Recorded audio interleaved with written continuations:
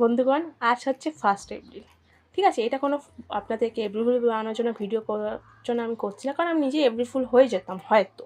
But হবো না। Because of আমরা চেক আউট করেছিলাম টাইমিং তাই। বাট চেক আউট যদি টাইমিং না করতাম আজকে হয়ে যেতাম। কারণ পেছনে যে আমাদের ঘড়িটা দেখছেন, ওই ঘড়িটা বন্ধ হয়ে গেছে। আজকের দিনে 1st এপ্রিলেই। মানে পুরো ইউনিভার্স, পুরো জগৎ চায় আমরা যাতে বোকা হই। এত বোকা হচ্ছি তাতে তো হচ্ছে না।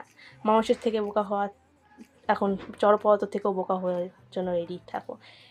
ঘড়ি বন্ধ হয়ে গেলে কতজন এরকমভাবে বোকা হয়েছে, ভেবেছে হ্যাঁ টাইম তো আছে, ভেবে কাজ করেছে। এরকম আমার সাথে অনেকবার ঘটেছে। একটা তো এক্সট্রিম কাহিনি আছে, এক্সাম ছিল, এক্সাম টাইম।